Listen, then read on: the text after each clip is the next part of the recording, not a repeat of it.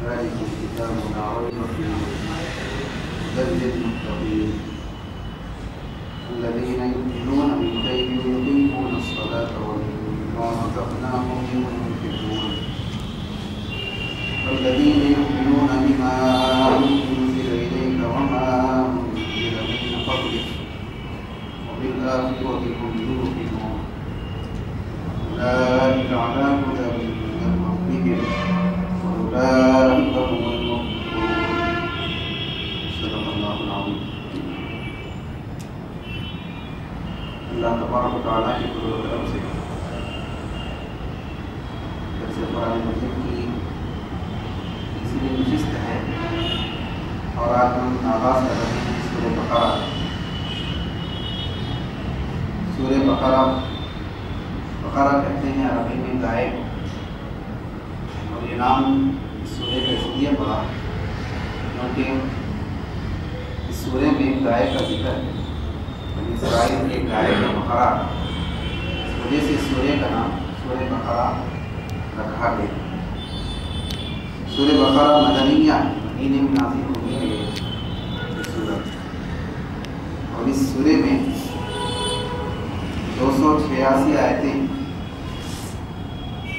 اور 40 رکوع. بسم اللہ الرحمن الرحیم. اللہ کے نام سے شروع کرتا ہوں جو بڑا مہربان ہے، نہایت رحم کرنے والا ہے. الف لام میم. الف لام میم اس کا کیا مطلب ہے، اس کا کیا معنی ہے؟ تو اکثر مفسرین نے اس کی یہی وضاحت کی ہے کہ اللہ ہی اس کے مطلب کو جانتا ہے. اللہ ہی جانتا ہے کہ اس کا مطلب کیا ہے، اس کا معنی کیا ہے، اس کی مراد کیا ہے. ہم اس سے واقف نہیں ہیں. اکثر مفسرین نے فرمایا کہ قرآن میں 2 طرح کی چیزیں ہیں. آیتیں قرآن پاک کی 2 قسم کی ہیں. ایک آیتیں ایسی ہیں کہ جس کا مطلب واضح ہے، اس کے مطلب کو بیان کر دیا گیا ہے، اس کے معنی کو بتلا دیا گیا ہے، اس کو محکمات کہتے ہیں. اور کئی آیتیں ایسی ہیں کہ جس کا مطلب بیان نہیں کیا گیا، واضح نہیں کیا گیا، تو ان آیتوں کو متشابہات کہتے ہیں. جیسا کہ اللہ کے بارے میں ہے کہ ثم استوى علی العرش، اللہ تعالیٰ جو ہے عرش پر استوا کیا. استوا کہتے ہیں سیدھا ہو جانا، لیٹ جانا. اس کا مطلب تو ہم نعوذ باللہ اپنے لحاظ سے نہیں سوچیں گے. اس کو متشابہ کہا گیا. یہ آیت متشابہات میں سے ہے، اس کا مطلب واضح نہیں ہے. تو 2 قسم کی آیتیں ہیں. تو یہ جو صورتوں کے شروع میں الف لام میم ہوتا ہے، الف لام را ہے کہیں پر، کہیں حامیم ہے، کہیں کاف ہا یا عین صاد ہے، یہ بھی متشابہات میں سے. اس کا مطلب بھی بیان نہیں کیا گیا، واضح نہیں کیا گیا، کیا معنی ہے اس کا بیان نہیں کیا گیا. اس لیے مفسرین فرماتے ہیں کہ اس کی مراد کیا ہے، واللہ ہی جانتا ہے. سوال یہ ہے کہ کیا حضور اکرم صلی اللہ علیہ وآلہ وسلم اس کے معنی سے واقف تھے یا نہیں؟ مفسرین نے فرمایا کہ آپ صلی اللہ علیہ وسلم تو اس کے معنی سے واقف تھے. ان کے فرمایا کہ اصل میں یہ جو الفاظ ہیں الف لام میم، الف لام را، حامیم، کہ اللہ اس کے رسول کے درمیان یہ راز کے جملے ہیں،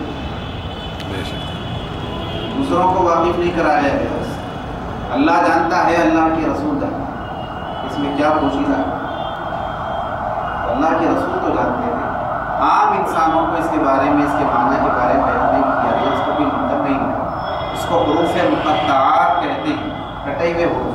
ان کے ملا کے نہیں پڑھتے، علم نہیں پڑھتے. آپ الف لام میم الگ الگ پڑھتے ہیں. الفاظ ملا کر لکھیں گے تو ملا کر پڑھتے ہیں.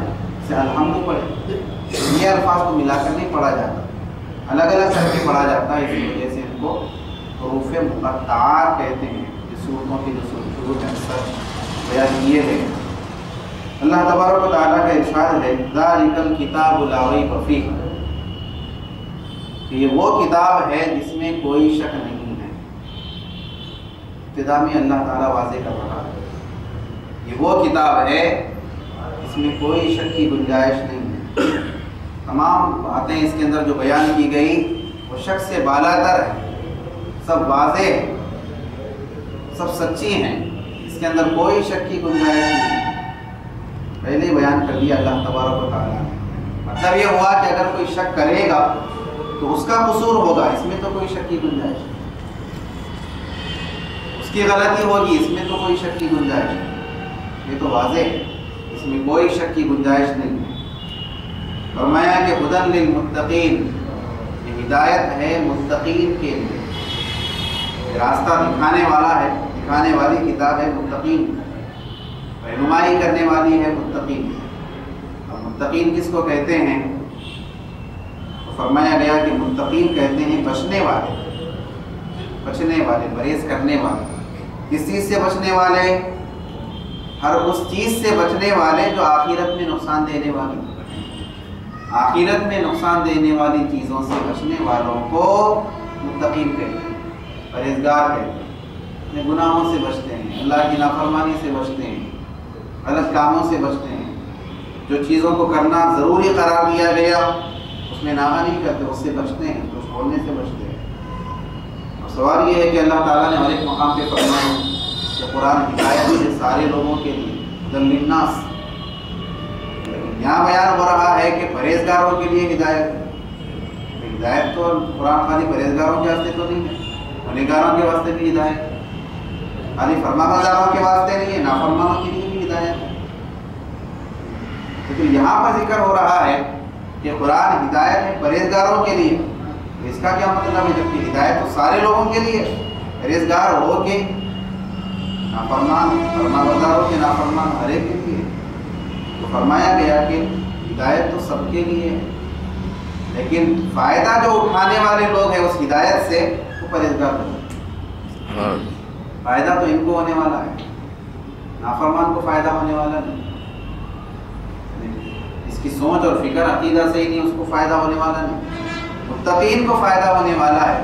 اسی لیے فرمایا کہ ہدی للمتقین، ہدایت ہے متقین کے لیے، کیونکہ فائدہ تو یہ اٹھائیں گے. حقیقت میں سب کے لیے ہدایت ہے، سب کو راستہ دکھانے والا ہے، لیکن فائدہ ان کو ہوگا. یہ فائدہ اٹھائیں گے، یہ اس سے فیضان لیں گے. اس وجہ سے فرمایا کہ ہدی للمتقین، ہدایت ہے پرہیزگاروں کے لیے. اور اس کے بعد اللہ تبارک و تعالیٰ متقین کی صفتیں بیان کرتا ہے کہ متقین کیسے ہوتے ہیں، ان کی کیا صفتیں ہوتی ہیں، کیا حالت ہوتی ہے. تو پہلی صفت اللہ تعالیٰ فرماتا ہے متقین وہ ہیں الذین یؤمنون بالغیب. متقین وہ ہیں جو غیب پر ایمان لاتے ہیں. اور یہ بات بھی بیان کروں کہ متقین کی جب بات آئی، اسی میں تقویٰ ہے. تقویٰ سے متقین، تقویٰ دو طرح کا ہوتا ہے، ایک ہے ظاہری تقویٰ اور ایک ہے دل کا تقویٰ، قلب کا تقویٰ، باطن کا تقویٰ.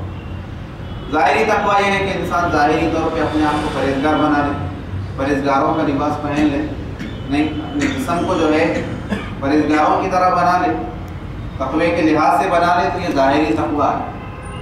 اور ایک دوسرا ہے دل کا تقویٰ، کہ دل میں تقویٰ ہو، دل میں وہ کیفیت ہو، دل میں وہ جذبہ ہو. اور فرمایا گیا کہ اللہ کے پاس ظاہر بھی ہے، ظاہر کی اہمیت بھی ہے، لیکن ظاہر سے زیادہ اندر کی اہمیت. اگر کوئی متقین کا لباس تو پہن لیا لیکن دل اس کا متقی نہیں ہے، نماز پڑھ رہا ہے لیکن نیت اور کچھ اور ہے، گناہوں سے بچ رہا ہے لیکن جذبہ یہ ہے کہ لوگ پرہیزگار بولے، مجھ میری تعظیم کریں، میرا احترام کریں، مجھ کو بزرگ سمجھیں، مجھ کو اللہ والا سمجھیں. تو پھر ایسے تقوی کا کوئی اہتمام نہیں، کہ اصل تقویٰ وہ دل کا تقویٰ ہے. اور اچھی بات یہ ہے، بہت بہترین بات، کہ اللہ تعالیٰ نے قرآن پاک میں فرمایا کہ ان الذین یغضون اصواتهم عند رسول اللہ، کہ جو لوگ اپنی آوازوں کو اللہ کے رسول کے پاس نیچی رکھتے ہیں، یعنی اللہ کے رسول کی آواز کا احترام کرتے ہیں، ادب کرتے ہیں. اولئک الذین امتحن اللہ قلوبهم للتقوی. تو فرمایا کہ ایسے لوگوں کے دلوں کو اللہ تعالیٰ تقوی کے لیے چن لیتا ہے. دلوں کو، یعنی ایسے لوگوں کو دل کا تقویٰ نصیب ہوتا ہے جو اللہ کے رسول کا ادب و احترام کرتے ہیں. اور ایک جگہ پہ فرمایا وَمَن يُعَظِّمْ شَعَائِرَ اللَّهِ فَإِنَّهَا مِن تَقْوَى الْقُلُوبِ. دل کا تقویٰ کیسا ہو؟ فرمایا کہ جو اللہ کے نشانیوں کی تعظیم کرتے ہیں، ادب کرتے ہیں اللہ کی نشانیوں کا، تو وہ تعظیم کرنا یہ دل کا تقویٰ ہے. ظاہر کے تقوی سے زیادہ دل کا تقویٰ ہے. تو فرمایا کہ متقین کی صفت کیا ہے؟ تو پہلی صفت بیان فرمایا کہ الذین یؤمنون بالغیب، کہ متقین وہ ہیں جو غیب پر ایمان رکھتے ہیں، جو چیزیں غائب ہے اس پر ایمان رکھتے ہیں، یقین رکھتے ہیں۔ ایمان کہتے ہیں یقین کرنا، ایک ایمان ہے، ایک اسلام ہے، ایمان ہے اسلام ہے۔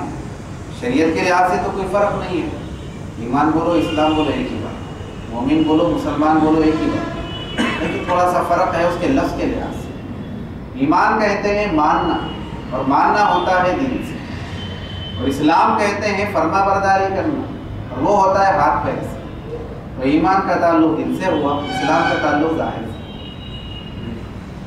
تو ایمان رکھتے ہیں جو، یعنی یقین رکھتے ہیں غیب پر، جو چیزیں غائب ہیں، جیسا کہ آخرت ہے، قبر کی زندگی ہے، جنت و دوزخ ہے، آخرت کے پورے مراحل ہیں، حساب و کتاب ہے، جو جو چیزیں غائب، اللہ کی ذات ہے جو غائب ہے، ان تمام چیزوں پر جو ایمان رکھتے ہیں یہ متقی ہیں۔ پہلی صفت۔ دوسری صفت فرمایا کہ وَيُقِيمُونَ الصَّلَاةَ، کہ متقین وہ ہے جو نماز کو قائم کرتے ہیں۔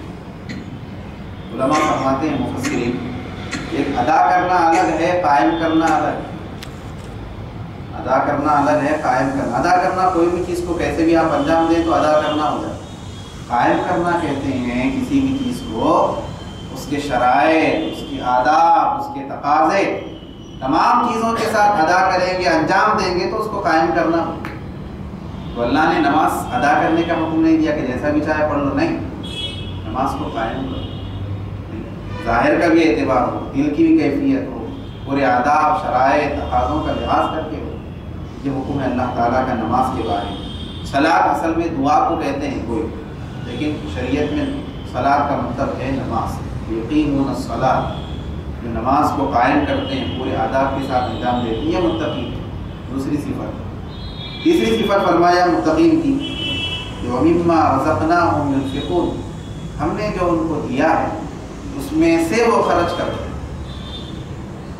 تیسری صفت ہے۔ پہلی صفت تھی غیب پر ایمان رکھتے ہیں، دوسری صفت تھی وَيُقِيمُونَ الصَّلَاةَ، نماز کو قائم وہ کرتے ہیں، صحیح طریقے سے ادا کرتے ہیں۔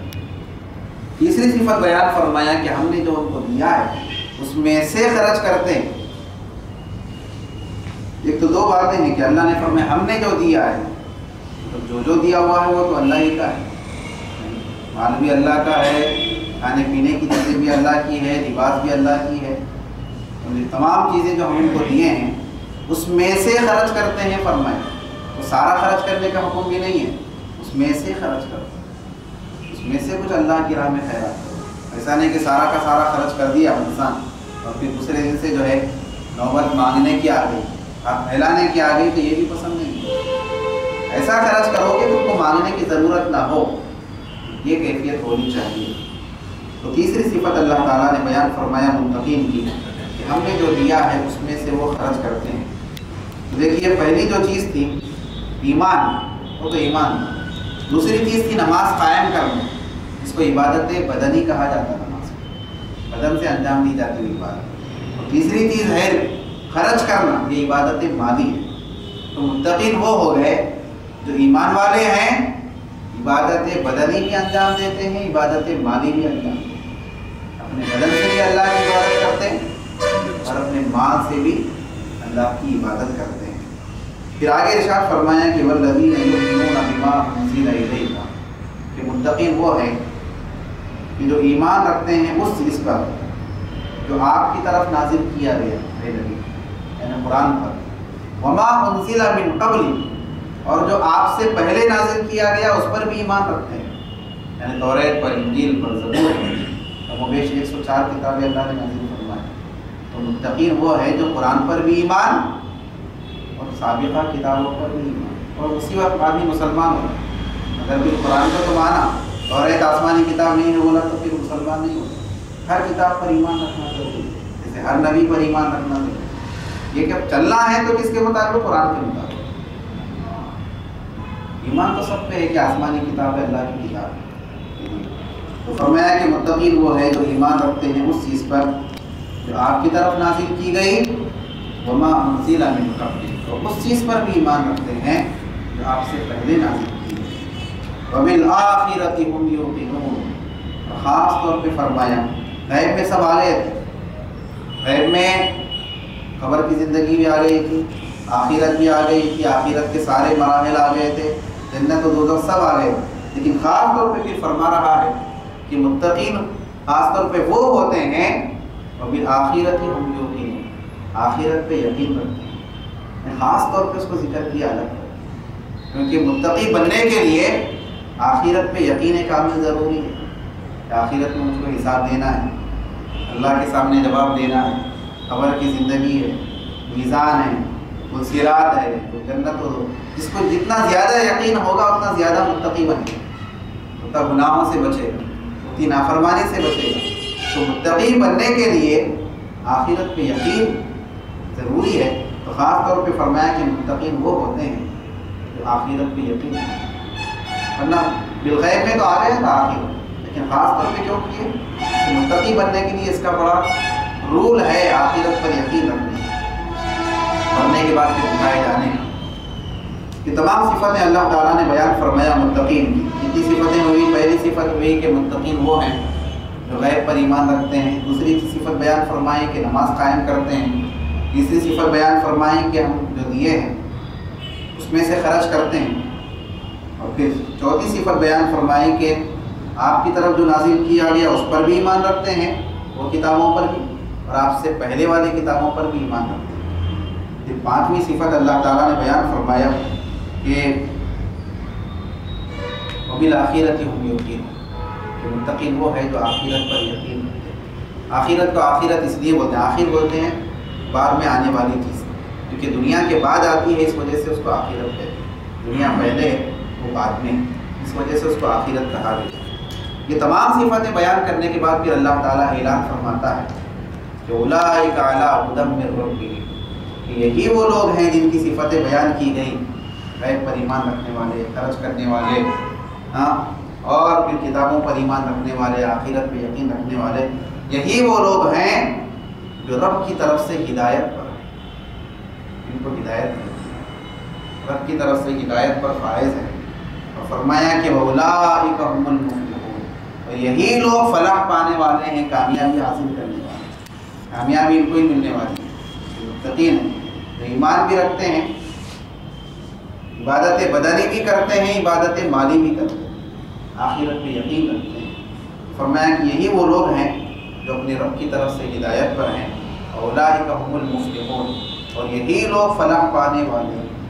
مفسرین نے یہ بھی بیان فرمایا کہ فلاح پانا جو ہے، فلاح کا جو لفظ ہے، ایک تو دنیا کی کامیابی بھی ہے، آخرت کے اعتبار سے فلاح کہتے ہیں کہ بغیر دوزخ میں جائے کہ راست جنت میں جائے۔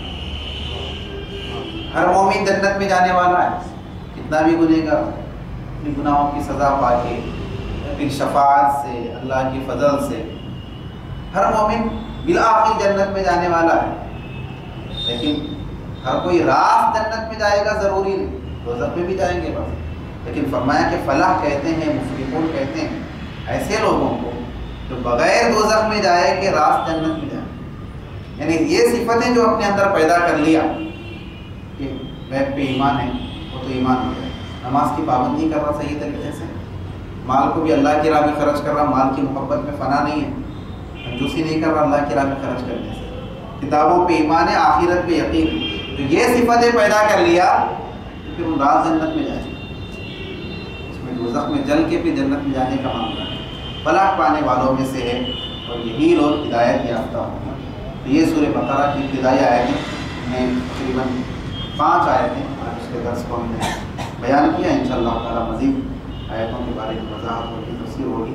اللہ تبارک و تعالیٰ ہمیں قرآن پاک کو سمجھنے اور عمل کرنے کی عطا فرمائے، ہماری اس مجلس کو قبول فرمائے، سب کو قرآن کے فیضان سے مالا مال فرمائے۔ صلی اللہ تعالیٰ وسلم علی سیدنا و نبینا مولانا محمد وعلی آلہ وصحبہ اجمعین، الحمد للہ رب العالمین، السلام علیکم۔